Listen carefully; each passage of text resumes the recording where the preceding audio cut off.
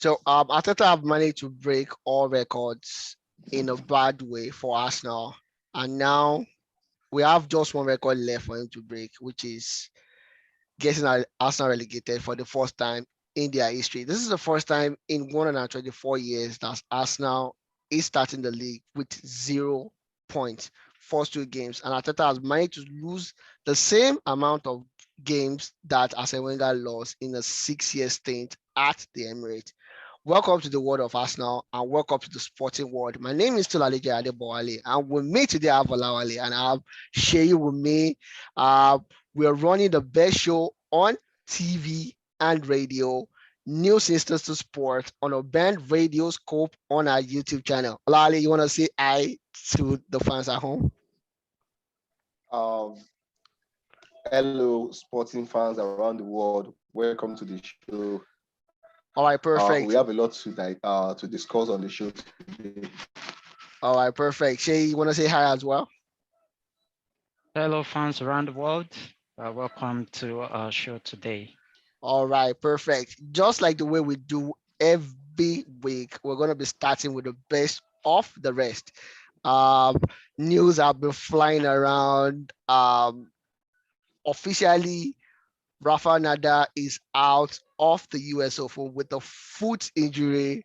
Wish him a quick recovery, and that Wow. means that set the tone for Joker yet again. But before we go into that, Ash Barty, the Australian, has reached the final of the Western and the Southern tournament, where she will be meeting playing against Jill Telchma, the lady that upsetted Naomi Osaka in the same tournament. We hope this is going to be an upset for Ash Barty. But for all you know, you can't rule this young lady out. She's currently world number 76. And of course, Alexander Zverev defeated Andrei Rublev in the final of the semifinals of the CC Open, which is a great one. And now Alexander Zverev is going to be playing against Stefanos Tsitsipas in the final. And that's going to be a mouth-watering match, if you ask me, Olali. And of course, Medved defeated Rassi Opak in the Toronto National Bank Open here in Canada to win for the first time. Now, Olali, to major talking point, Stefanos Tsitsipas have come out to say he's not going to take the vaccine. He doesn't want COVID vaccine. And for some people would say this is gross irresponsibility. For some people, they say this is fundamental human right. He might decide to or not to take um, the vaccine. Your opinion on this?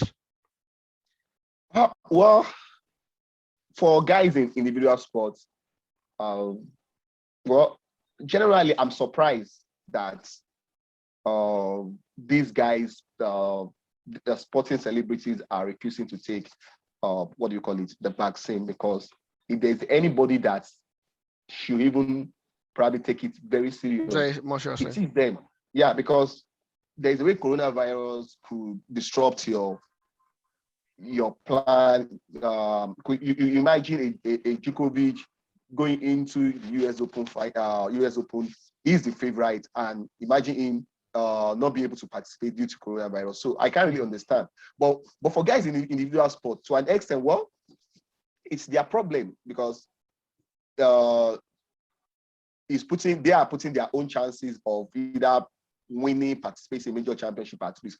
But for guys in team sports, those are the ones I really have more issues with because I don't understand. Collectively, you are probably Putting more you people are at risk. at risk number one, and you are reducing the chances of your team doing very well because if you are not injured, imagine Pulisic couldn't play for Chelsea today Just because because of he tested positive. This thing is available. It's not like there's any, what do you call it, research that has probably proven that has raised suspicion about the safety. So I just don't understand why who have access to it are refusing to to take take it. the vaccine. Why it could have made things better for them. I can't understand. Individual sports, well, it's your own problem. But for team sports, they are because your we should be action and we should be inaction more affects a reasonable. lot of people. Yeah, Exactly. so All right. it's a bit of something very, very, as in I can't really digest it. That's just it. Why people All are acting like this. you, that means you're taking my word for it. It's a little bit of irresponsibility on part of the athletes Of if course. they decide That's not it. to do that. And of course, That's it. Sheyi, I'm going to come to you now. Naomi Osaka, although she was upset in the tournament, but she pledged our entire tournament winning of the tourney, which is the Western and Southern tournament, to the victims of Haiti. How much of celebration? We know, but this is their money. They might choose not to do it. They get tax relief on this and all. But how much of celebration or hype should we give to this young lady for reaching out to the less privileged and looking out for people that are not even our own people? Yeah, Debo, I think that was a fantastic decision by the young Naomi. lady Naomi Osaka, especially people at this particular around this age when they do something like this. We really need to, respect what They've they done. are doing for humanity. Just not to forget about what Marcus Rashford also did during the COVID. I know you're To definitely going to bring that up. yeah. Because when you see kids at this Yeah, age trying yeah, to do yeah, things for and they're being responsible. humanity, Exactly. that really shows that Mhm. there's a hope for the future. People Exactly. are taking Exactly. responsibility for the whole 100%. world at that particular age. Yeah. Even though this is the money that they can decide to buy Rolls To Royce, buy Rolls Royce and, decide to and buy buy Lamborghini and Bentley all. with. Exactly. So I'm very, very happy about that, and kudos to her. Hopefully, she comes back and start winning tournaments again. That is the next thing we are looking out for. We hope she does that at the US Open in a couple of weeks. And of course, Shay, I'm going to stay with you. Is this the end for Manny Pacquiao?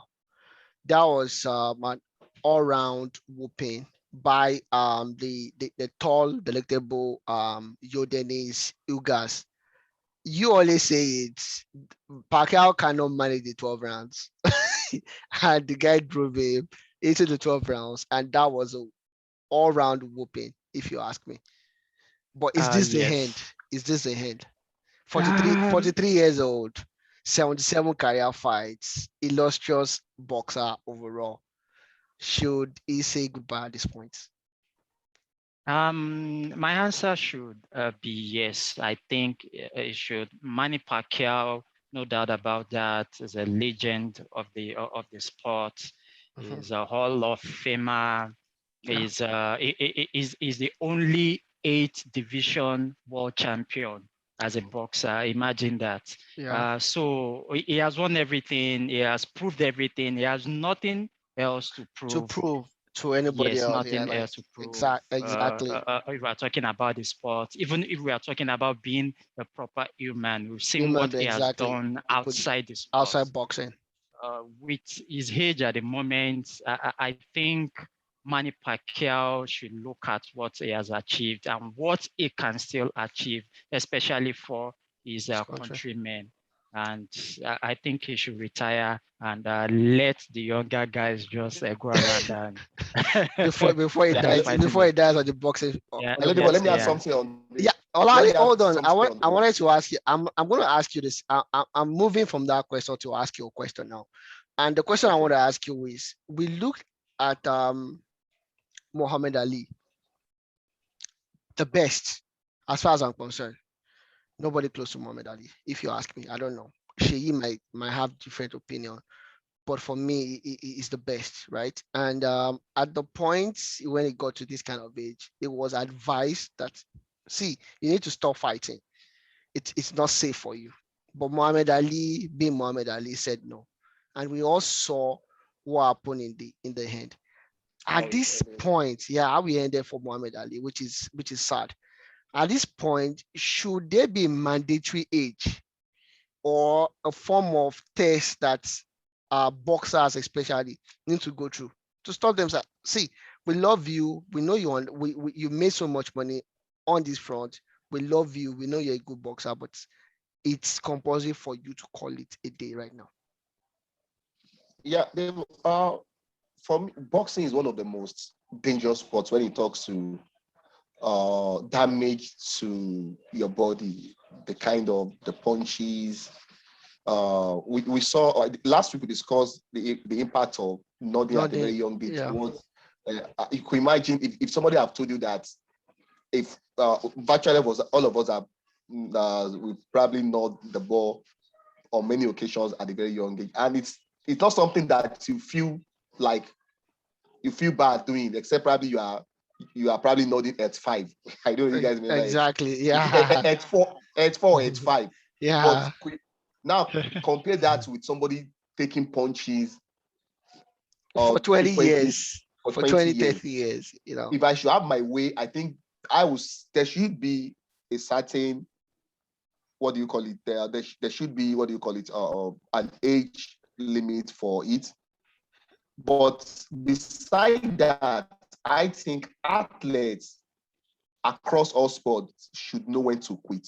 They should know when to say, I think Bye-bye. it's over. It's time.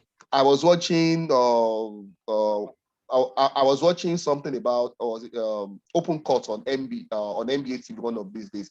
They asked one of those old players, at what point do they make up their mind that no, I can't go on again? The guy said there's some moves he could do at some certain age. He tried doing it once. He said, his body told him something. So again, to protect your legacy, this a lot of things, body wise, legacy wise, you should know when to quit. You can't be at the top of your game forever. This same question applies to Roger Federer, Serena Williams. I think both of them still think they have something to prove. Roger Federer probably being threatened with the fact that Novak Djokovic and Nadal have equaled the number of titles he has won, which was something probably we couldn't imagine, let me say 6, 7, 8 years ago. So, but for me, I still don't think, I don't think at the time you should know when to quit, because look at like Pacquiao now.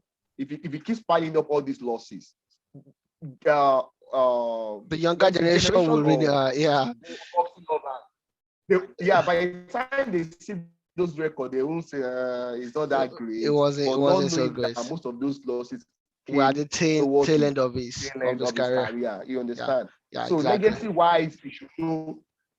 When to legacy-wise, like Michael Owen said one day that when he was at Stoke, it wasn't like he couldn't continue, but he wasn't enjoying it again. He was used to playing with teams, having on chasing the ball. He just felt like he's not enjoying this again. It's just time to go. So I think safety apart, which I think I agree with you, there should be a age limit where you should quit.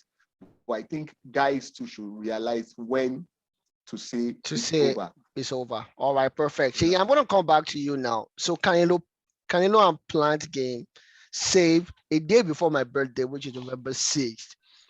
Undisputed championship here. So it's gonna be a unified bet. Whoever wins takes all the belts. What should we look at? What should we look forward to? We know I lean towards Canelo. I don't know. I have a little bit of sentiment for him. But educate me. Obviously, everybody's going to look forward to Canelo winning this. But one thing I'm sure about is it's going to be another cracker, something close to Billy Joe Saunders' fight with Canelo. Yeah. Why? Billy Joe Saunders and Plant are actually similar. They are both southpaw boxers, similar technique. In fact, Plant used to say something about Billy Joe Saunders, that the only difference between the two of them is that he trains every time. He's not someone that trains when there is a fight. He is always ready. And I think it's going to, and another thing is Plant is another very fast boxer. That is where he got his nickname from, Sweet Hands. Yeah. Oh, wow. So I think I'm looking forward to the bout. I'm sure everybody's looking forward to see Canelo become an undisputed boxer in that division. Is actually worth it, but what I'm sure is not going to be a walk in the park. Straight in the park for him. All right, perfect. Yes. Well, I hope I'm not going to jinx Canelo like Achiwale Saki. Please don't. So I wish Canelo all the best. And of course, the Celtics are going to be retiring the number 5 jersey in honor of Garnett. This guy won the championship for the Celtics in 2008, and he became an Hall of Famer in 2020 alongside Kobe Bryant. Wale, this is a good one when a club decides to retire a jersey in your honor, right? This is a good one. But overall, how would we rate the legacy of Garnett in the NBA? Quickly. Yeah, it's probably one of the greatest power forward to play the game. Kevin Garnett is one of those guys with a very tough beginning. He probably played, what do you call it, the better part of his career with Minnesota Timberwolves, where I think I can't remember the number of times they made the playoff. He admitted that I think when he joined the Celtics, it was already probably A little bit too late in his career. But whichever way, they were able to win the championship in 2008. Some analysts believe they started the so-called Big Three, that everybody is so what do you call it? Is so obsessed with in the NBA now. With when he joined Celtics, then I think they signed Ray Allen from Seattle Supersonics then to join Paul Pierce. They won the 2008. They got to 2010 finals when they lost to the same Los Angeles Lakers they beat in 2008. I think there are some couple of injuries. With the emergence of LeBron James, Chris Bosh, and Dwayne Wade in Miami in 2010, they were more younger, probably more talented. Everything changed.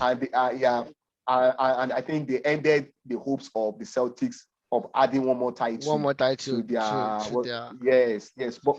But in general, I think he had a fantastic career. You can't say we can't take that away. We can't take that away from him. You can't take that away from him. So right.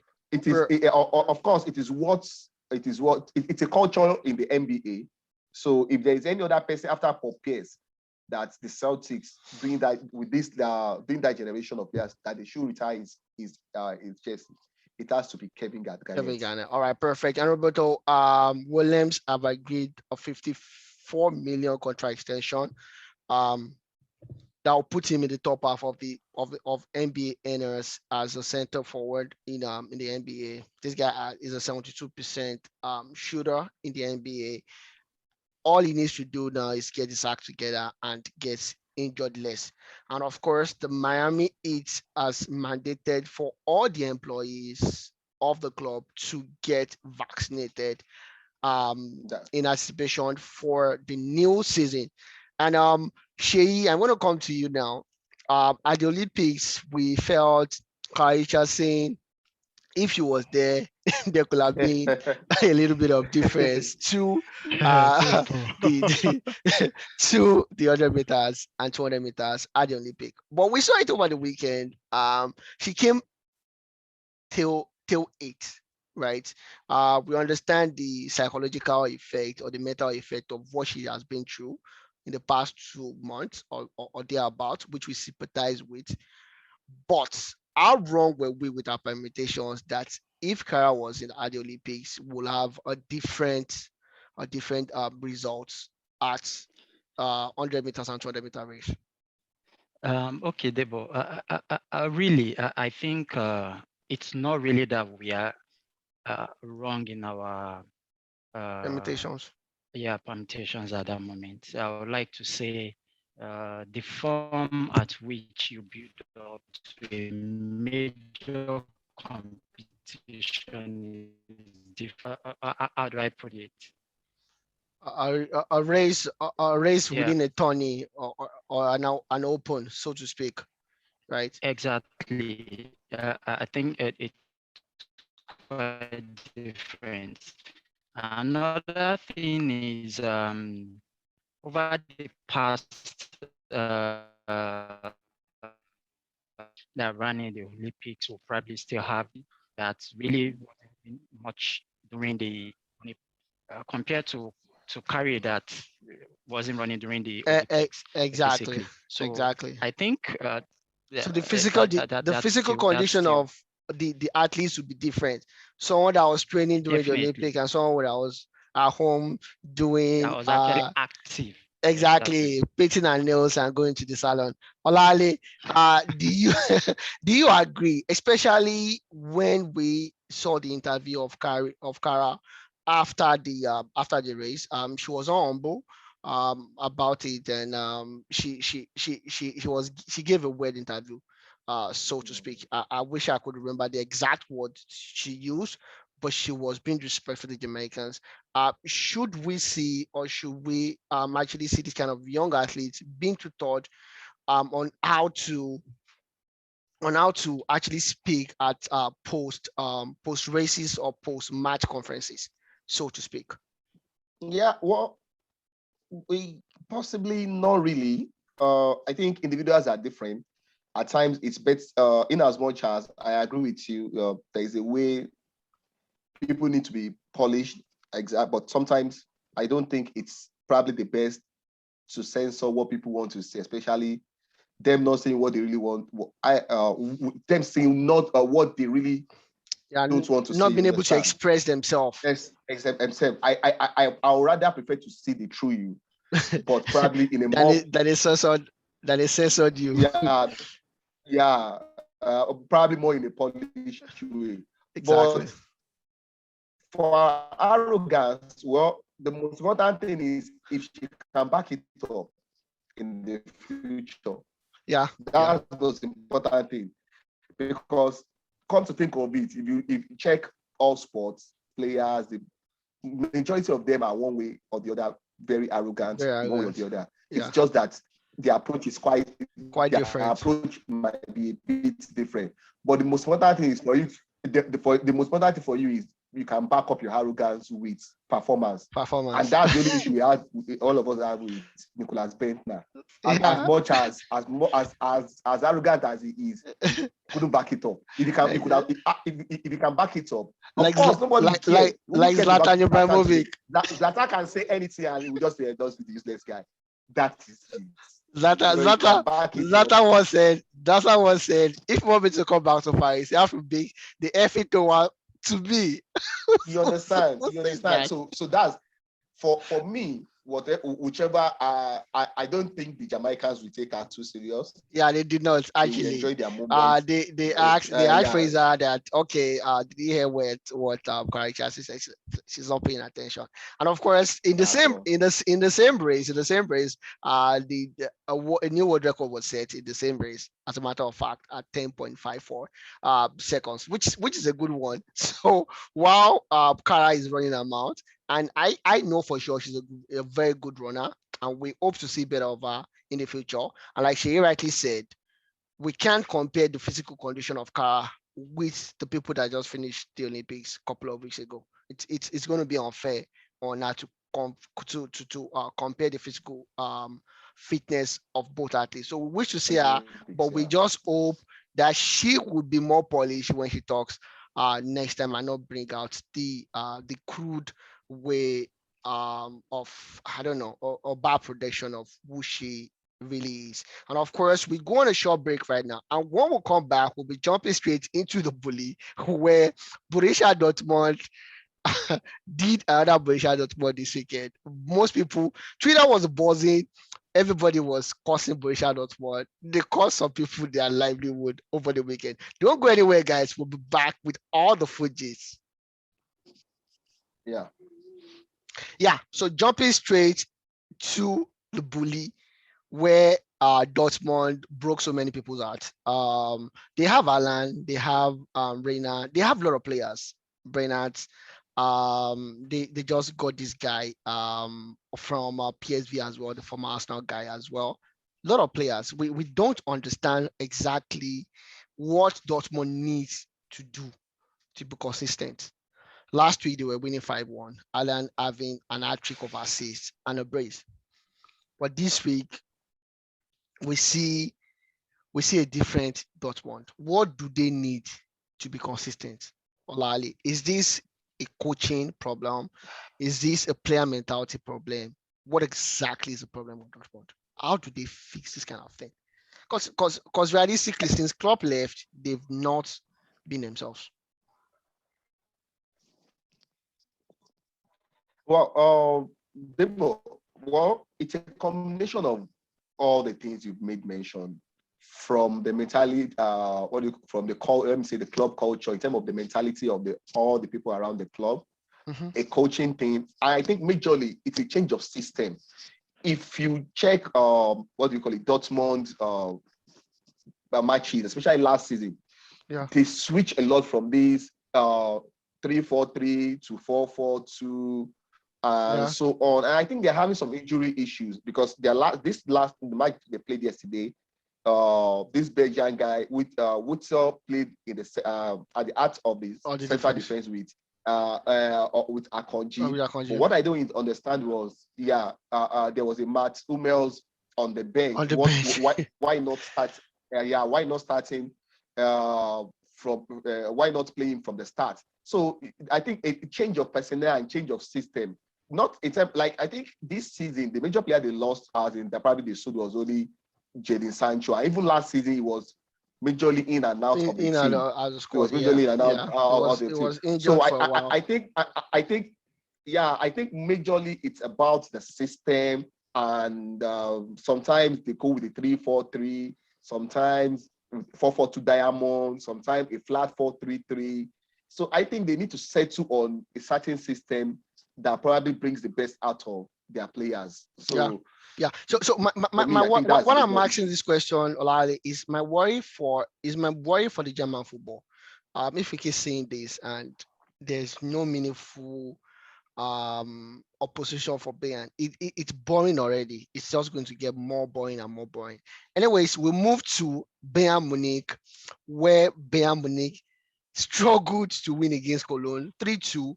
Of course, Lewandowski scored, if you're asking me that.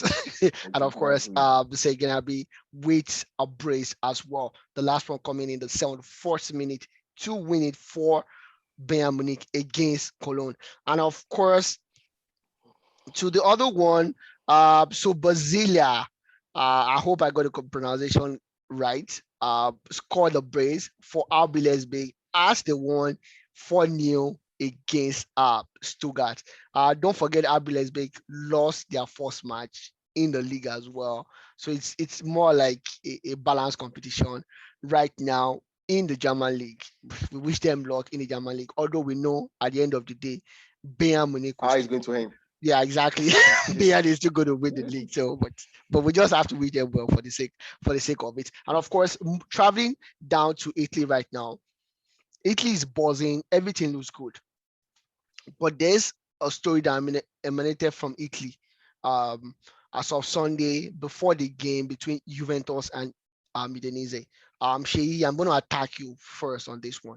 Ronaldo requested to be left on the bench because of the wave of things happening around him, the transfer rumors and the rest. And don't forget that Ronaldo actually came out with a PR or a media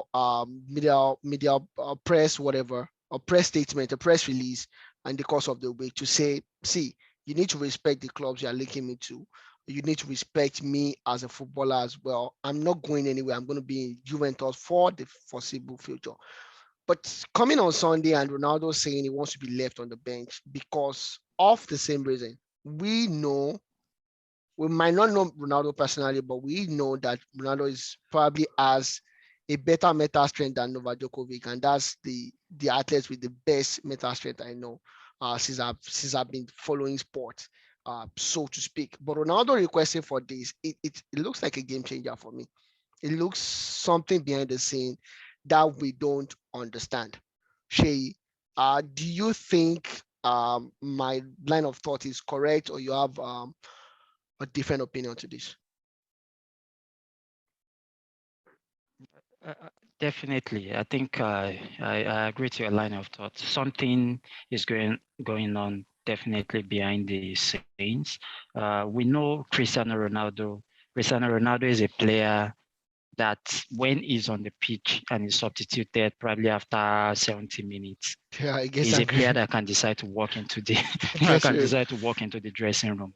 It doesn't want to be on the bench. This is a Exactly. player we know over the years that always wants to be on the pitch, always wants to play 90 minutes, 120 minutes, if that's possible. So for that kind of player, a big player like that to Request. request to be on the bench, something's very fishy. It could be two things: issues within within the club. Mm-hmm. Another one is we really don't know what the coach and Ronaldo are really talking about in terms of the way he wants him to play. Probably Ronaldo doesn't want to play that way. So there are a lot of things that could be going behind the scene. I believe that of the transfer is one, but Mm-hmm. he came out himself to address that. Exactly. So even though we know these players today, they You are say one saying thing they are and the resuming next, training yeah, tomorrow. exactly. And They next time, decide, yeah. that they are leaving. So I definitely know something is going on behind the scenes, and definitely very soon we'll know. Okay, all right, So perfect. Thank you very much. Perfect. Never the vice president of Juventus actually came out to say Ronaldo is not leaving, no bid for him. Olali, I'm going to come to you now. The game proper ended 2-2. Um, and Ronaldo's goal was actually disallowed. I wish it was allowed anyways. But my question is, I look at the starting lineup, and the same thing that Pelo did last season, it looks like it's being repeated. A flat 4-4-2 formation with Dybala playing a little bit off Alvaro Morata. Chiesa not starting this game for whatever reason, I don't know. But we know Allegri. We believe in Allegri. We've seen what he can do in the past. Should this kind of formation be persisted with when Ronaldo is not playing, right? Or they are trying to move beyond Ronaldo and establish a different form of system in Juventus under Allegri, under this regime. Olali.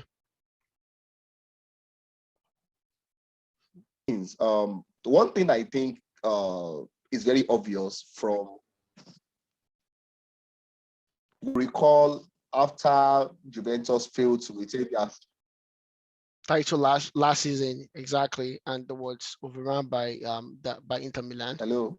Yeah. Yeah, one thing that is very obvious is this. You could recall when Juventus, when they lost the title last season, everybody made that was that. I think they made a lot of issues. Was it even the Champions League when he made the mistake? Was it there was a Against war Porto. he tried to Against I Porto. think he tried to dodge the ball somehow, and I think the ball.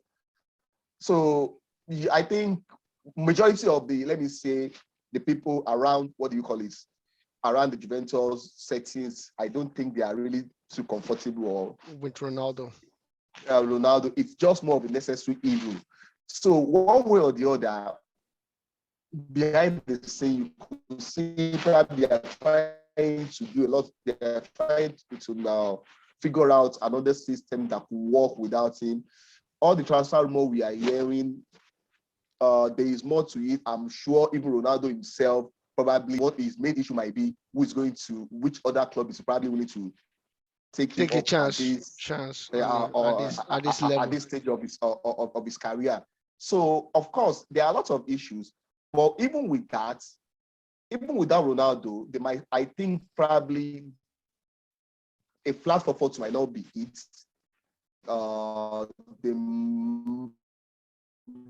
They should probably find a way. I don't think that team is that talented for Federico Chiesa to be on the bench. If Ronaldo is not playing, a player like Federico Chiesa should actually be there, at least operating from the left side of the attack. And with Juan Cuadrado, I think Juan Cuadrado is best suited to a 3-5-2 formation, a wing back. Exactly. If you play him as a natural winger, you might ideally get the best out of him. If you play him as a natural fullback, I'm not sure you get the best out of him. These are kind of players born to operate in a certain system. So I think Allegri will need to tweak that team. We need to look deep into that team. I understand what he's trying to use Dybala for, playing in between the lines, in between the central midfielders and the strikers.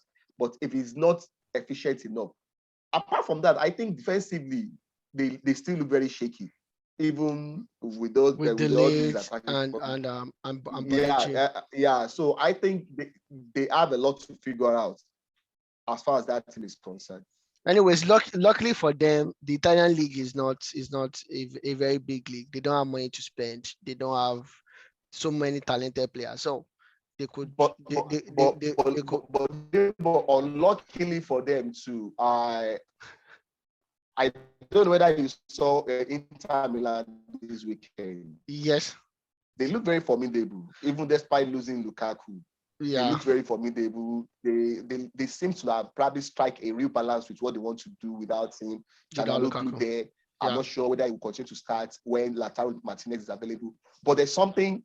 Edin Dzeko might not be as youthful as Lukaku, but we know the kind of quality he's effective, very exactly. Effective. Yeah. So I think Inter Milan might need the league again. Yeah, they have a lot to say. I would just say they have a lot to say. Yeah. As far as the league is concerned. All right, perfect. So we do agree, Sheyi, and you agree with Olawale and I that Juventus need to set out and settle their in-house problem first before they start thinking of anything. And I believe I'm 100% sure, or should I say 95% sure, that Allegri is the man for the job. Anyways, and of course, Roma, the national treasure is in Rome right now, and that goes without saying. Jose Mourinho started a good life, which I know Lawali is not happy when I say he's a national treasure. Because I know you don't like Mourinho. Portugal's natural national treasure. No doubt about that. Of course, the 1-3-1 against Fiorentina. But the question is, there was another red card. A lot of I think both teams were had red cards. Another red card for Jose Mourinho team. We saw this in the preseason where he had 3 players red carded in a single match. For every preseason Mourinho played, I think bar one, there's always a red card. So is it a matter of instruction, too much aggression? What should be done to avoid this kind of scenarios? Of course, you might get away with it at the start, but in the tail end, and especially if you are bringing a Mourinho, you are looking to challenge, even if you don't win the league in the long run. You are looking to challenge, maybe win the Coppa Italia, make the Champions League and make more money. Should something be done towards this overt aggressiveness? Is it going to be an Achilles heel in the long run for Roma? Shay? Right now it is an Achilles heel for them, but what I would say is it is quite early, and now it's like amber light for them. Exactly. Discipline is actually number one when it comes to football. When you're losing games, you're not supposed to lose your head. If you lose your head, then you don't have opportunity to come back into that game. So I think it's something Jose Mourinho needs to work on with his team. We know the Italian league is a feisty league. No doubt about that. Yeah. Mourinho himself is a feisty coach manager. Yeah. No wonder they wanted Granit Xhaka. If Xhaka was in the team, Xhaka will guarantee him at least 4 records in the season. But was going to win him maybe 2 or 3 matches. Exactly. Olale, is this going to be a concern? And do we realistically think Roma, even if they're not going to win the league, could challenge for the league? Yeah, I think like Shay rightly said, it's too early. I don't think it's any instruction from the coach from Jose about their level of aggression. It could just be probably from the nature of the players involved. Some players are just naturally reckless. It's just like Paul Scholes doing his days. But they It's were not like referencing this his last off season. They were not like this last season. Well, like I said, let's just probably wait. As for whether Jose Mourinho is going to, I think he has a very good chance to succeed in Italy. I think is going there. It's going back to Italy at the right time. There seems to be a bit of parity in terms of. In terms of I don't think there's quality. anything. I don't think there's anything that looks extraordinarily exceptional. Yeah. So the league will be there. Roma will have a say. I think Inter probably still look the most solid from what I've seen so far. Mm-hmm. You can't rule Juventus out. And for Milan, I just have concern. I never knew that Milan actually sold Çalhanoğlu to Inter, but again, Yeah. No, they did not. They did not sell him. He went for free. Okay, went for free. Oh. So Kachi has been causing the poor boy for the past how many months now? So I think Mourinho going to Italy, I think this is the right time for him. And I'm not sure his tactics, or what do you call it, his approach to the game will be much scrutinized. Will be much scrutinized in Italy the way he was actually scrutinized in England. So, and I just think naturally it's going to fit into that environment very well. Like I said, the timing is actually perfect for him. These financial crises have made have created a lot of parity. And surprisingly, you know who scored for Mourinho's team today? Henrik Mkhitaryan. We all know the story. And of course, Napoli won against Venezia 2-0. Osimhen had a red card in the match. Lucia scoring one of the goals. And Inter Milan won 4-0 against their owner, Vidal, Dzeko, Çalhanoğlu, and I can't remember the fourth person that scored the fourth goal for Inter Milan. So it looks more solid. Like Olale said, parity between the teams, no financial muscle. Just to put it out there. The combination of France, Italy, and Spain spent about 826 million pounds during this transfer window. It has not finished yet. So we know that England is still going to spend more. And England has spent 1.06 billion in transfers. So it just goes to show the level of disparity in terms of financial muscle between England and the rest of Europe. And come think of it, the teams promoted from the Championship into the Premier League actually earns more money than the Champions League teams in Italy and in Spain, Real Madrid and Barcelona. And like someone said, it looks like only three clubs in the whole of Europe can spend money right now. Only 3 clubs. And that's PSG, the Qatar money, and the Russian money. And the Russian money. Looks like they are the only people that can actually spend money by any situation in Europe right now. But let's talk about Arsenal. Arsenal is actually buying those players, develop them so they can sell them later. So we should not take them seriously. And of course, probably Manchester United, the second biggest club in the whole of England. Anyways, from there, let's move to Spain. But you and I agree that if anybody was supposed to take that job at Santiago Bernabeu, it has to be Carlo Ancelotti. He's the only person that can steady this single ship. We saw that same. Still same problem. Still the same problem. Probably by Bale coming back to the team and doing 1 or 2 things. But we know Bale for who Bale is. It's probably going to get injured in the next 3 or 4 weeks. So he's not a player that you can put your mind onto like, okay, this guy is going to help us. You know, he probably will not be able to help you because he's going to get injured. We can't deny his ability. And you look at the team, if Benzema is not scoring, they're in big trouble. Looks like it again this season. You know, if Benzema is not on top of his game, and Benzema is not getting younger. That's the truth. We have to agree on that. I think Benzema is about 33 years old right now. He's not getting younger. And they managed to draw 3-3. We're very lucky. Yeah, very lucky to draw 3-3 on Sunday. Are we going to be seeing a repeat of this, like week in, week out? We know as a team we'll try to work out the magic, but are we going to be There's any seeing manager, if there's any manager you could trust to probably figure out, I remember his team at Chelsea?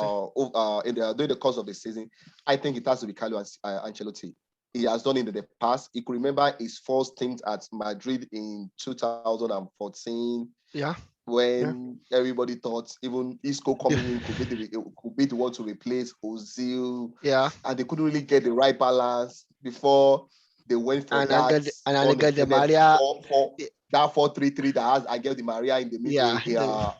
Among the, what do you call it? The middle three in the middle of the park.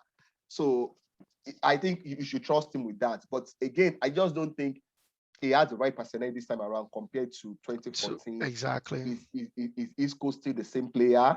No, I don't think so. Eden Hazard, can you trust him, especially his fitness, considering his record in the past 2 years?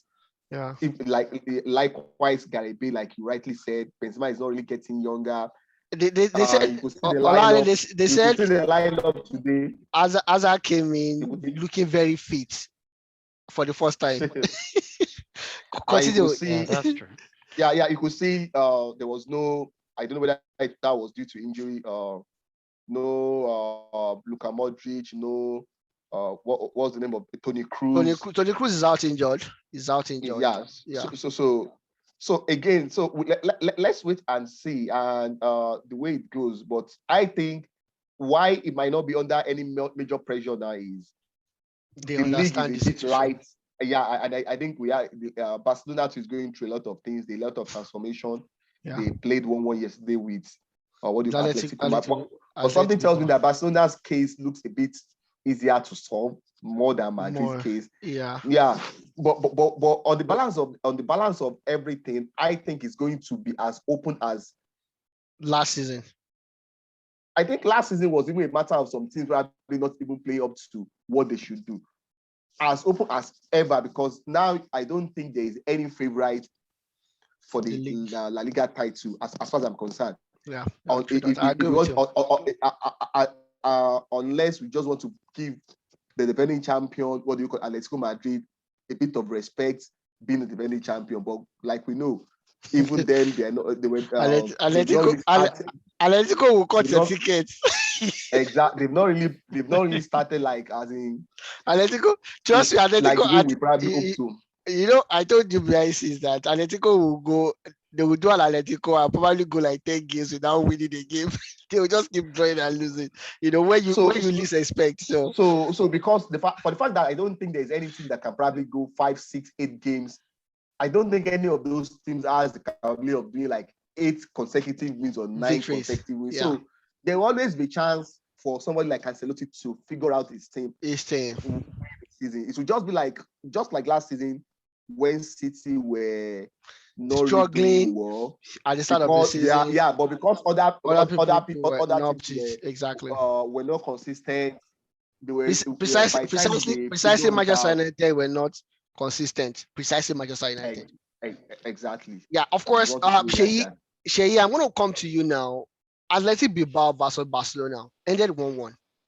Memphis Depay announcing himself to the Barcelona faithfuls with a goal. You know, it looks they managed to draw as well. If not because of Eric Garcia getting that second yellow card that resulted in a red card, they probably would have lost. Iñaki, Ikemuniai gave them a third time. This is bad time for Barcelona. But my question is, we can still see them churning out guys from the La Masia. Maybe not the quality that we know in the past, but of course, Xavi, Iniesta started from somewhere. Fabregas, Messi started from somewhere. Do you think with the guys that are churning out from the La Masia, do you think that situation is better right now than what we have on the white side of Madrid? I think your question first. I think over the years, their situation will probably be better. But for this Yeah. season, I think Real Madrid will probably perform better than Barcelona. Why? I think Real Madrid managed their situation better over the years. Another good thing is getting Ancelotti. Ancelotti, I think, it's kind of coach that really that No, understands understands. every team he plays. Last week, we're talking about Modric, not quite long.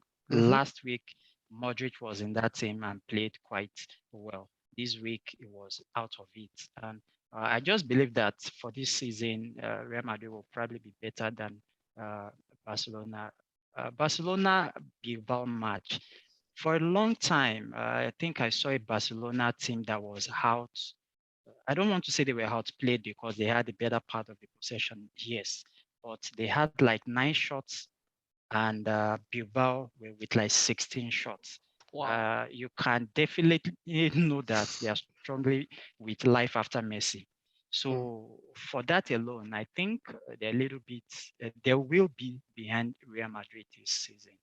Okay. And All right, but there's hope for them, given that but there's hope for them they still in the can long run. churn out Yes, guys like Elise talent. Moriba. They Yeah, have yeah. Pedri. You know, you see Don't, there's don't a let us forget yeah, use about the new Ansu Ansu Ansu Fati Fati. that got Fati that will come injured back exactly.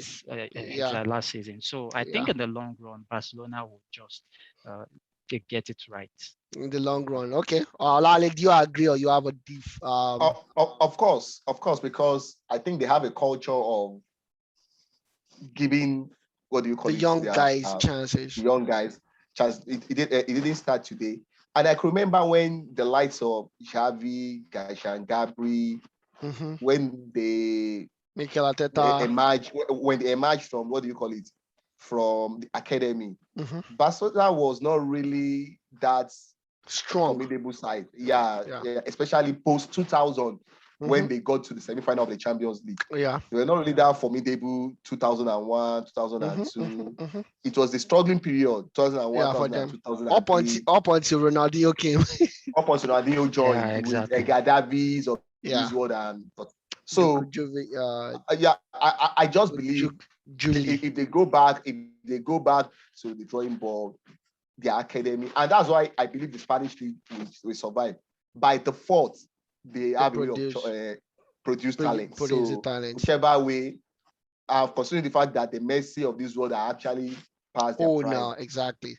we all know I won't want that. I won't want to use that word for Messi. Past his prime, Messi I is will still use, going to score I 30 think I goals will this use season. it. and I of think I will course, use it. and of course, Granada played a 1-1 draw against Valencia. Atletico Madrid, like we said before, managed to win 1-0 against Elche. We wish them good luck. I don't want them to win the league anyways, but you never can tell. We also said that 1-1 against Rayo Vallecano. Real Madrid drew 3-3 against Levante. Karim Benzema has signed a 2-year extension with Real Madrid, while Thibaut Courtois actually signed up until 2026 with Real Madrid. And Barcelona debts, according to Laporta, has amounted to 1.35 billion euros. So they're in a deep, they're in a deep now, right now. So you probably see them selling more rights, stadium rights, footballing rights, and doing whatever it is that they need to do. But from a PR standpoint, I know you guys are not PR. For our viewers, Sheyi is a contract specialist, Olawale is a chartered accountant, so they are not the PR guys. But I'll still ask you these questions because I don't have anybody else to ask the question. What should Barcelona do to make money? Is it about time they ring up Michael, what's his name? Woodward, the guy that Ed Woodward, the guy that left United last Ed season. Woodward. No, sincerely, if you get someone like that, they have the pedigree. This is the best two clubs in the whole world, Barcelona and Real Now, Madrid.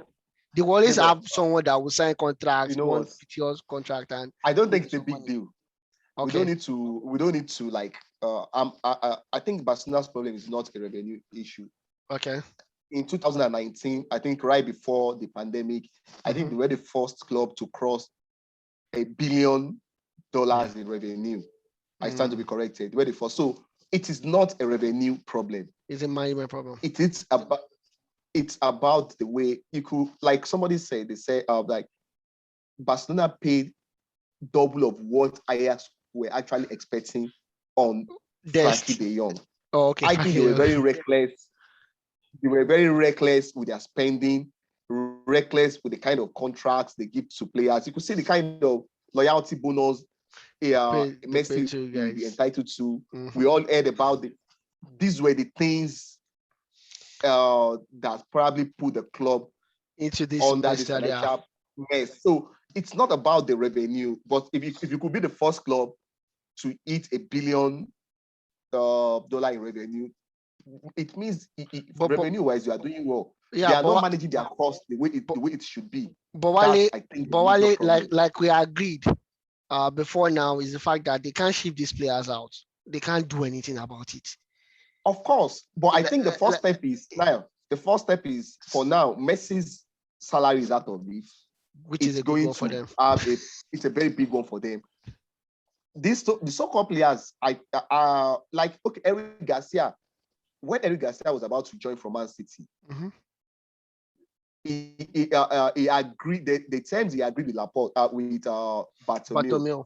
Laporte had to negotiate it downward because it was unnecessary. Outrageous. He had to negotiate it downward.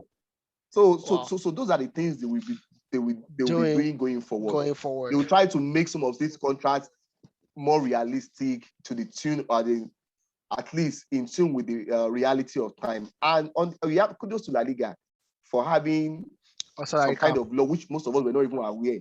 A salary cap about this certain amount you could spend on salary and transfer from your, and which really prevented them from resigning Messi. I think it's on their own part has probably saved them a bit. So I think they will figure it out. I think they should bring that to England to save Arsenal, to save Arsenal fans. They need to bring that to Arsenal as well, so that Man City and Chelsea would not kill us and punch out of the game. Well, just in addition to what you said, anyways, on a more serious one, I feel they need to generate more revenue as well because they can't seem to get out of what they are right now. Those guys still have some contracts, years of contracts, so probably generate more revenue. If I was Laporte, I'll call it good word anyways. I know he's going to strike me some unbelievable deals. I have the name. Get me the deals. Probably they should sell the right of their pitch. Oh, okay. God damn it! Yeah, I wanted to say they already sold that to fund Messi's last contract. I think it's very hard for them to get in additional revenue. During the days that there were no lockdowns and COVID, they could travel, get money. No, but they've opened the stadiums and get. Yeah, but they've opened the stadiums now. Yeah, I know, but it's still picking up. So let's see how it goes, how they can increase their revenue. But I think management of their resources is the first thing they need to do. That is what got them into this problem. And that is what La Liga rule says. You cannot be actually spending more than what you're earning. Exactly. So that is what they should focus on first. Perfect. So we'll quickly move to the French league. The French league is the biggest league in the world right now. It has Lionel Messi and Neymar. We don't have a choice. Everybody wants. I actually.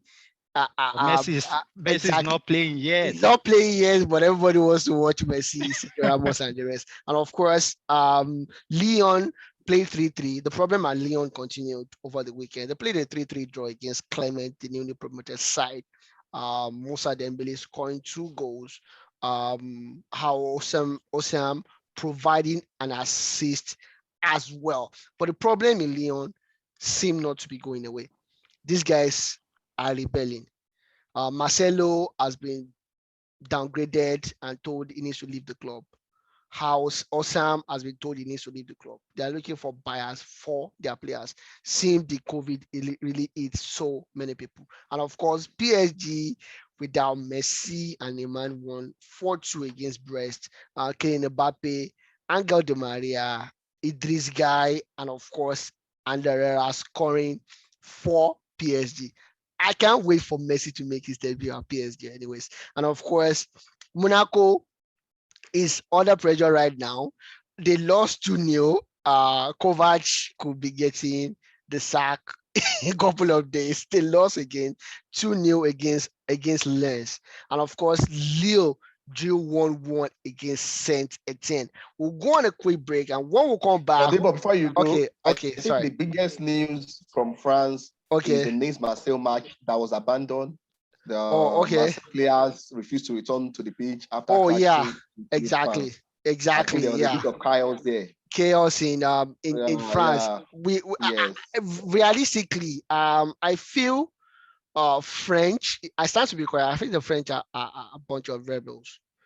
They are rebels. That's what they are. Yeah, I think they are a bunch of rebels, and we'll continue seeing these kind of things emanating from France. And honestly, there's nothing you can do about it. This is a country where a citizen slapped the prime minister or the president. So I wouldn't expect anything less from a bunch of, I don't want to use the wrong word, but a bunch of touts priding themselves as football fans.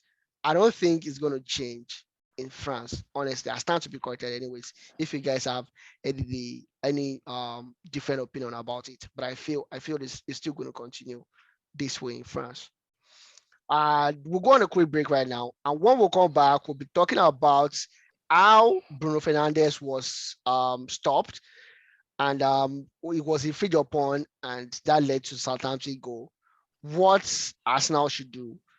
Man City, for all the good, still needs a striker. Harry came back in the Tottenham Hotspur team. Don't go anywhere, guys. It's still New Sisters Sport, and we have a whole lot for you.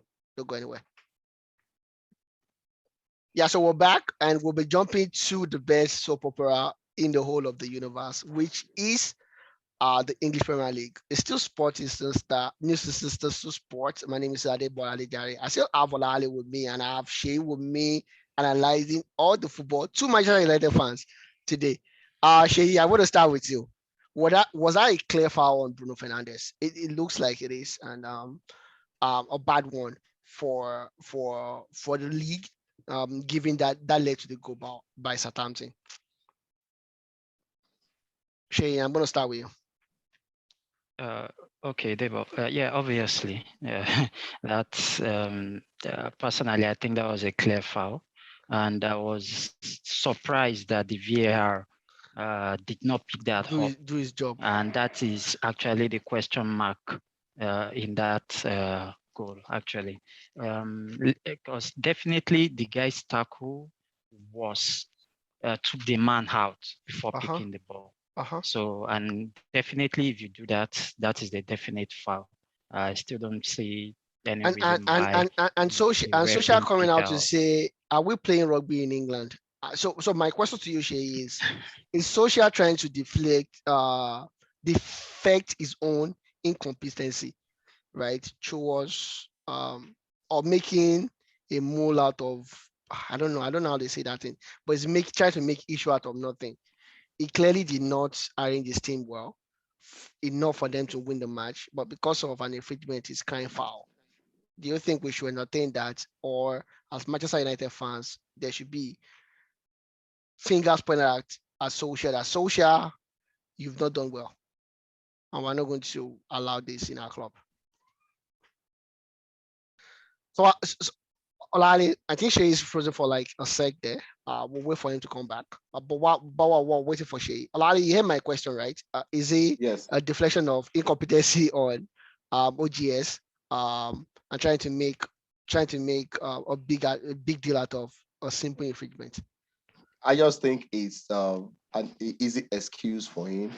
For the foul, it's the reason why I think VAR didn't go back to review that was, I don't think it was an obvious error. It's you could say you could say probably a foul, but that could be very soft. So, but for Ole, laying emphasis on that as the reason why they couldn't win today's game. I think like the question you asked, I think it's just trying to what would I say? Make an Probably excuse. make an excuse and uh, not making people to focus on his own tactical mistake the way he set up his team. This thing. So coaches do that, and that's what they do. Yeah. Rather than people focusing on Olale, their own. I'll ask you a question now. Ole was asked before this match, is Varane fit enough to play? Is Sancho fit enough to play? And he said yes. But for some strange reason, we still went with the old ways, and it's and like we said behind closed doors, I think Donny van der Beek should be playing more.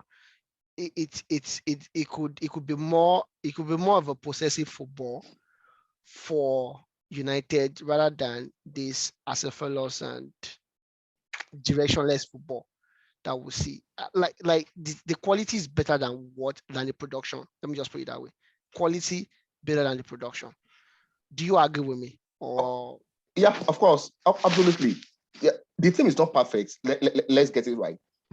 Personally, I think the way modern day football is shaping, your fullbacks have to be contributing something attacking wise. I don't want to probably just look at this weekend alone. Look at Liverpool goals. Yeah. Tsimikas and what do you call it? Arnold. Yeah. They were in the art of the things happening. Check the Chelsea goal. It was all about Alonso running it on the left and Reece James getting a goal and assist. That is what modern day, but because there is no conventional wingers. So I believe the United team is still limited. As good as Wan-Bissaka is defensively, I still think his limitation in terms of going forward is going to hamper the chances hamper the chances of the team. And I think not having a natural defensive midfielder, because the problem with either Fred, McTominay, Matic on the other hand is too old. The problem with either Fred and McTominay is they are not natural ball winners, and they are not the best of guys when it comes to making use of the ball.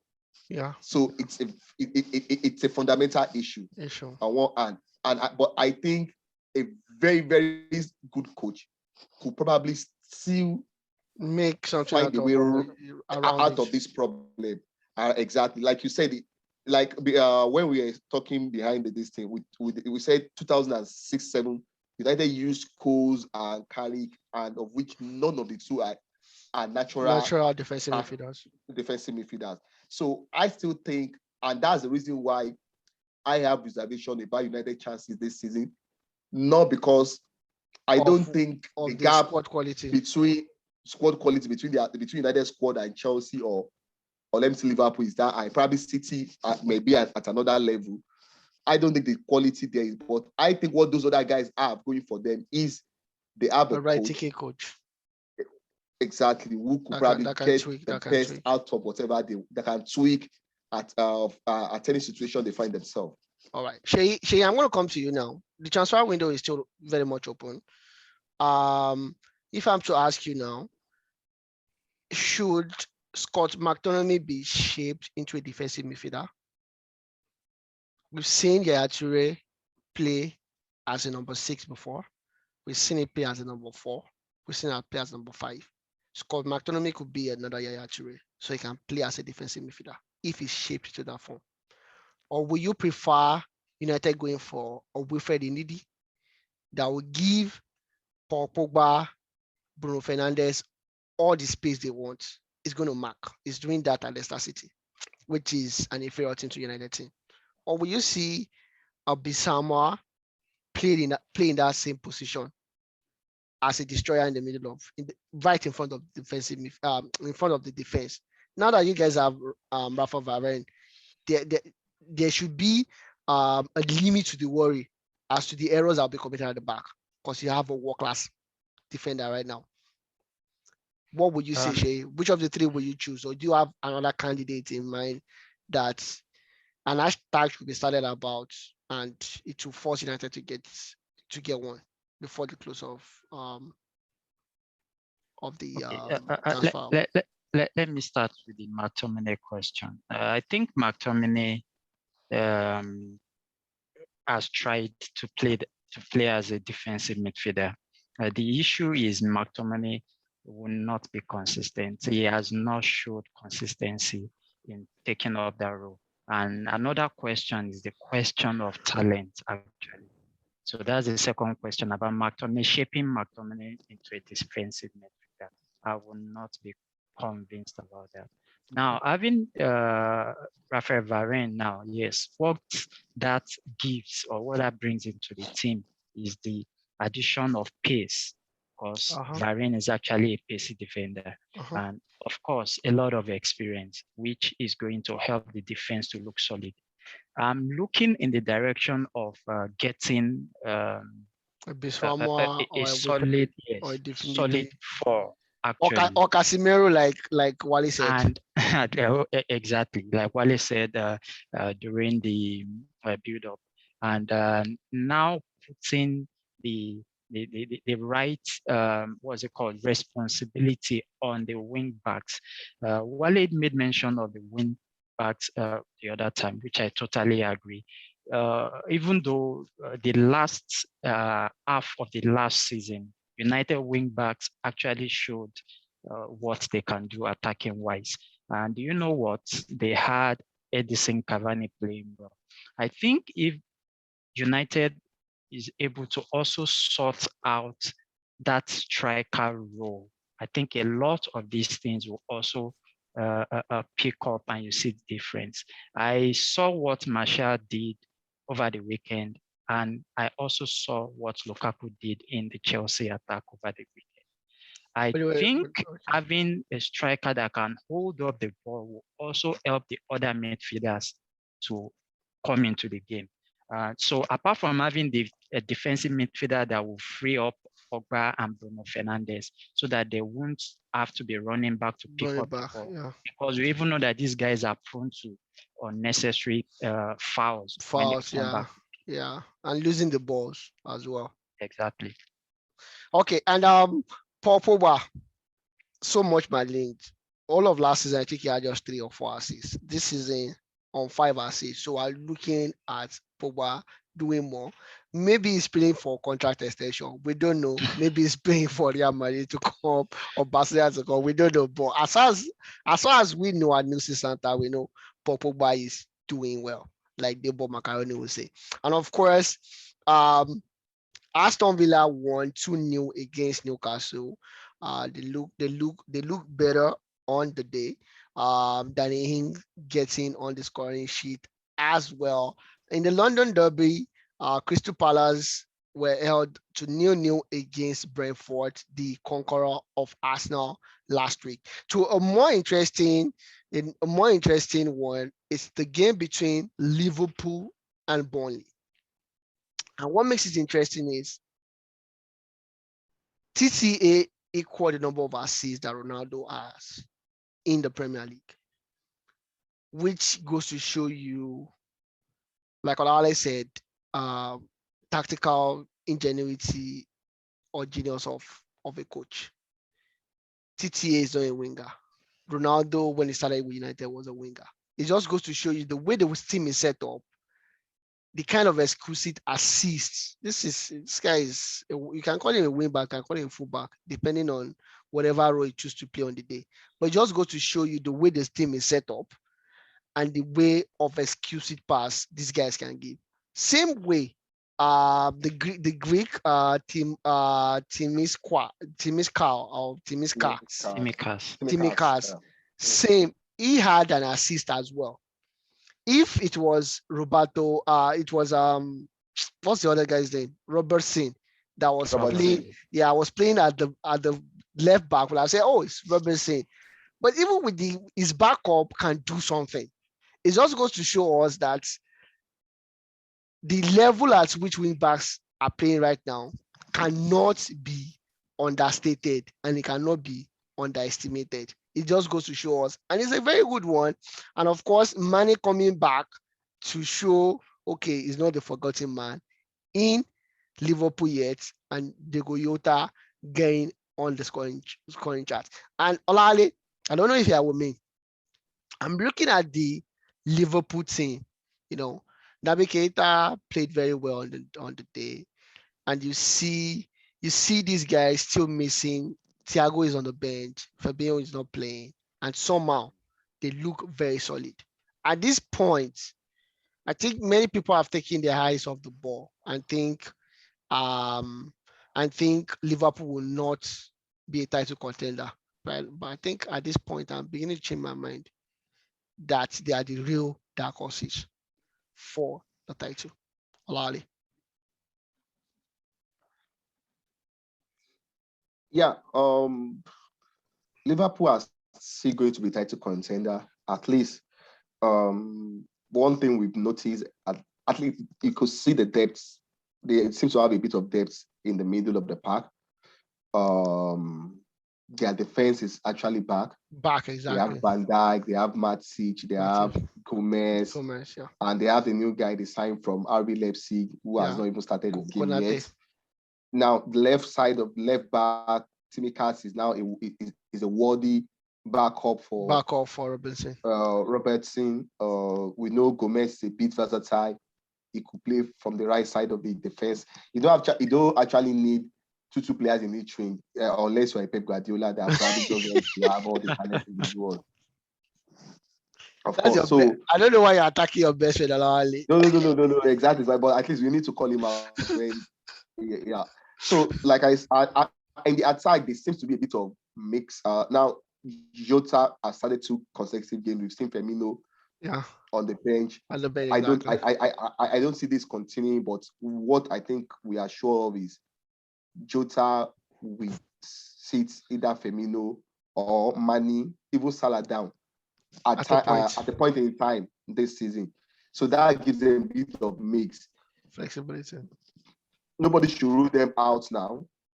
Anybody should not rule them out. I think they are up there with Chelsea and probably Man City for the title. Like I said, squad-wise, I don't think United is far off, but tactically, I don't see them. I think nobody should rule out Liverpool. I don't know why you keep mentioning Man City. Man City, if they go get a striker, they will not win the league. That's my one. Anyways, they won 5-0 against Norway. Jack Grealish on the scorer charts. 100 million, what 100 million can get you is a goal between the thighs of people.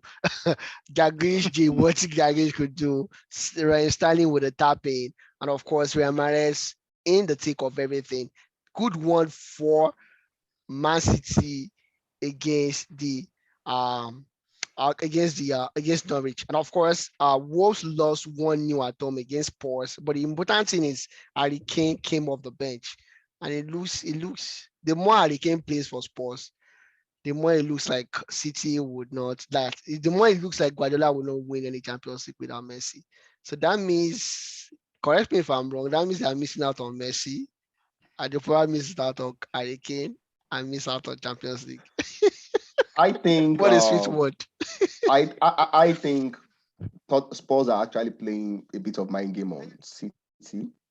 They wanted City to cover that money, and I think City probably made a mistake. The way they handle their transfers. I think they should have probably pursued the Harry Kane deal before the Jack Grealish deal. Yeah. For the fact that they paid £100 million for Jack Grealish has made the negotiation impossible. More difficult. Considering the fact that Harry Kane still has like 3 years on his contract. Exactly.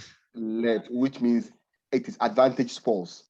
It's advantage Spurs. They are not under pressure to sell. So probably Spurs will do the same thing they did with United for Berbatov. Exactly. Sell him on the last day of the transfer. Yes, most likely will still go.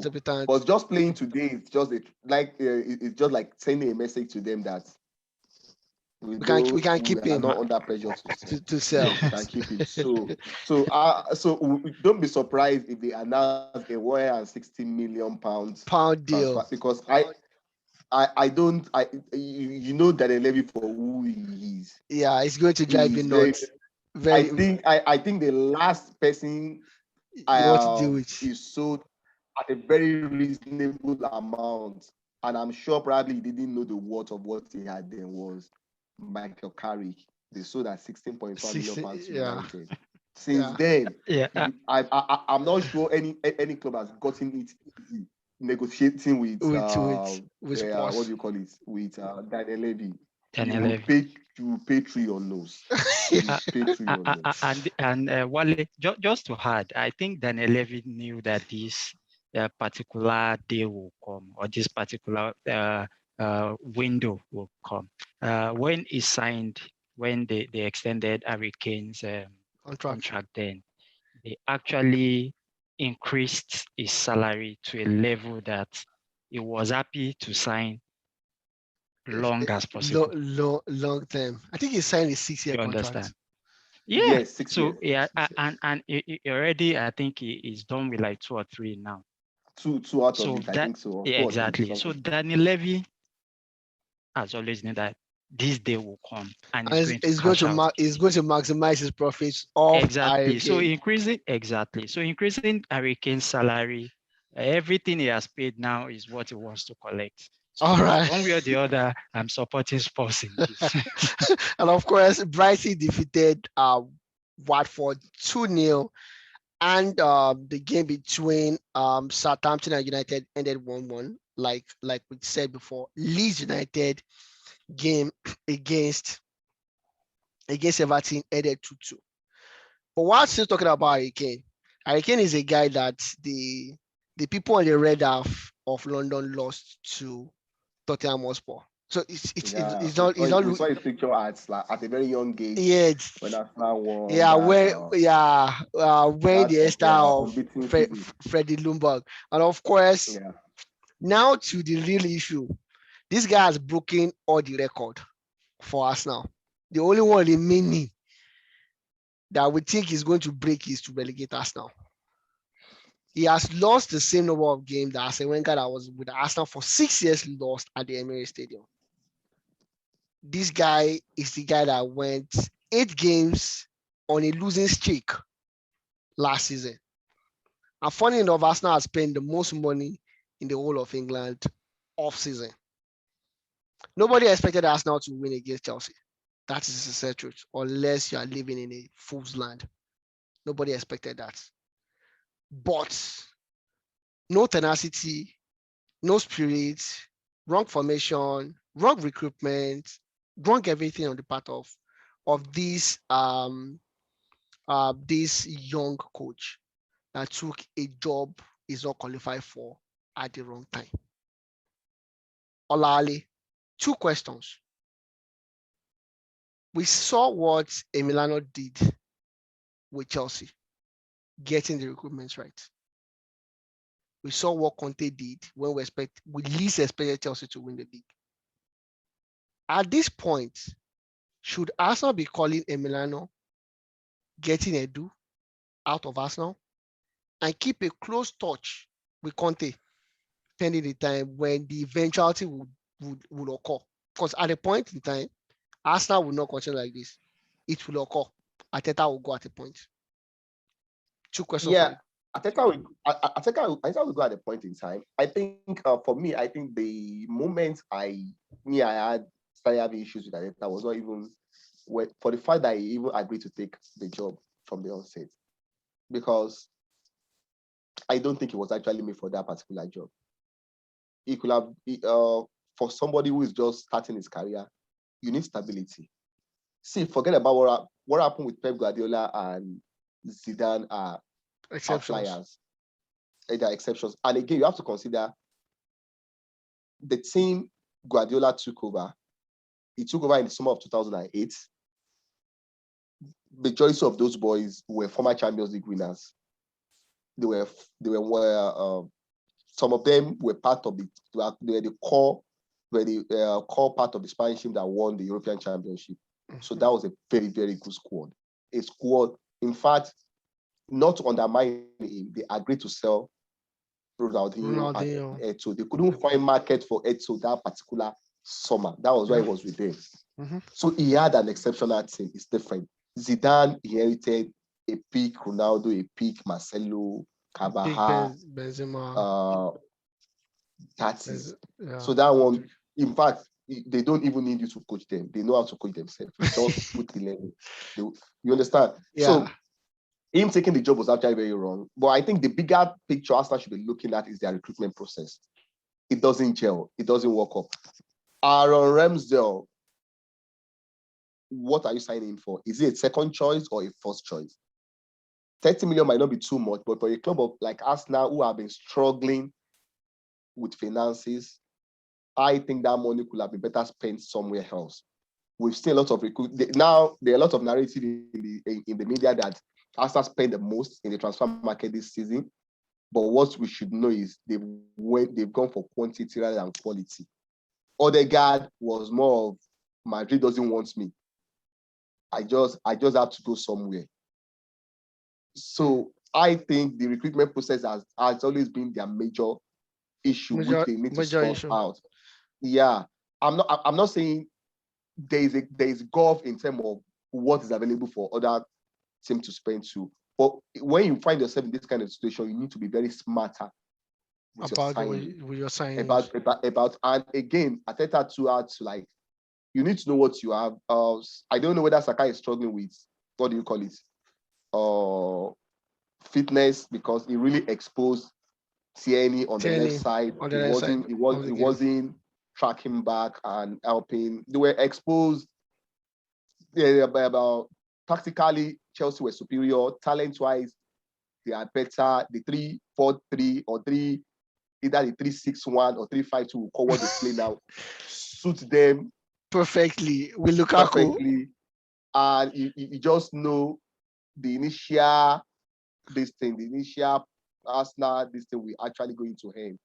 And I just think it just have to find a way of getting, and Aubameyang is back, probably things will be a bit different. But on the long run, like you said, I don't see this union lasting beyond. But beyond that, they need to look at themselves, the recruitment process. They need to look at Edu. What vision does he have? And for the Conte case, Conte left Inter Milan because he felt they are not that ambitious. They decided to sell Lukaku. I'm not sure the next job is going to take a project like this. Like Arsenal project, yes. All right, perfect. Shay, so I'm gonna put this straight to you, Shay. What should Arsenal be looking at doing right now? Should they be calling Emiliano? Wale has already put a snag on the career of Edu. I'm going to quote him on that, and I agree with him 100%. Anyways, what should Arsenal be doing right now? All Arsenal's attacks seem to come through Keriteni. When he's not playing well, that's the end for Arsenal. One-dimensional attack. When Thomas Partey is one of the reasons why Arsenal struggled so much last season. It's probably, I don't want to say that on radio or TV, but you know what I'm trying to say. So Partey is never available when you need it. It's never available when you need it, and it's a problem. What should Arsenal? What should they really be looking at right now? No world-class right back, no decent right back, so to speak. No form of attack apart from Keriteni and Nicolas Pepe. I think Arsenal is in the worst situation any team will find itself, and I strongly believe that Partey sign is actually the reason for that. We all thought Partey was really going to change something for this particular team, and unfortunately, Partey signing so far seems to be a total negative for the team, and I think that's the issue. They needed a steal in that midfield, so that they will not, they will not be bossed around. That has not happened. Partey has not shown up. Xhaka has done his bits. The rest is indiscipline. Now, the issue, what Arsenal is in now is that Arsenal is now a club that is not interesting for players to play for. So that is the major issue now. They are unattractive now to anybody. Number one, maybe they are if they not have in a better Europe. coach, people will come. Yeah, not number one, they are not in Europe. Yeah. Number two, they are not even doing well in the league. We know that teams that are not in Europe tend to focus on the league. On the league, yeah. They know that they have less obligation, Yeah. so they put everything into the league And so they have that they a can city come next back to Europe. They have a what?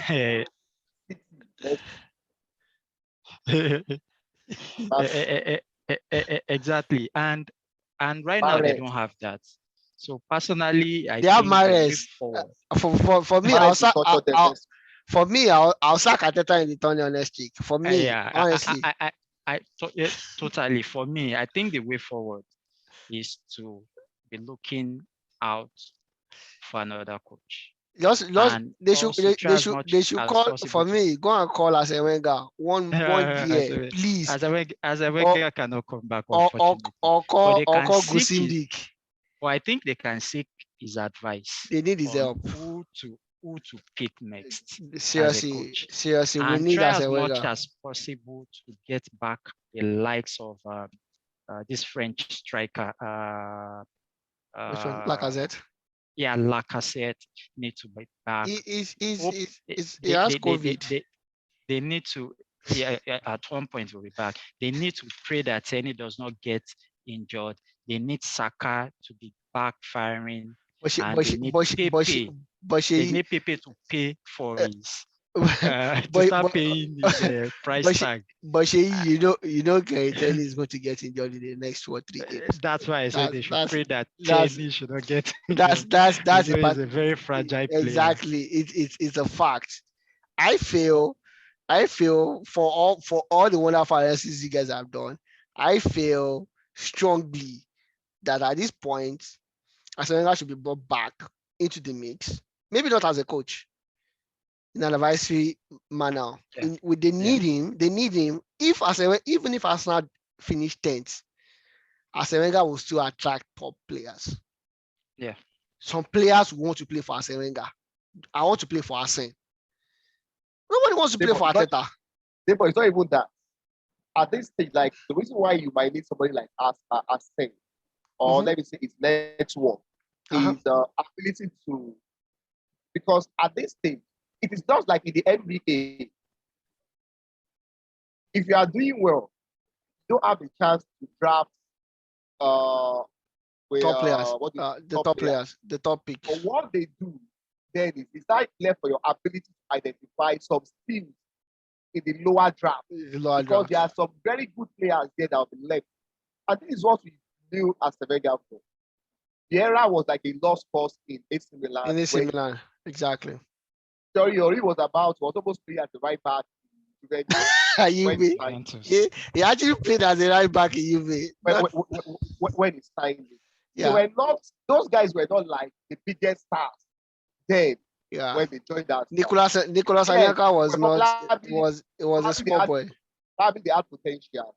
Exactly. But what we knew when Alexander Kleber was signed from nowhere, nobody has ever heard of him before. Exactly. So, and that is what Wenger did.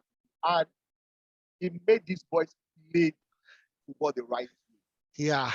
Yeah. Probably Arsenal were they overplayed their luck with Arsene Wenger. I think probably they underestimated the power value of coming to Chelsea and Man City. If not, probably they could have done things a bit better with Wenger than what they did.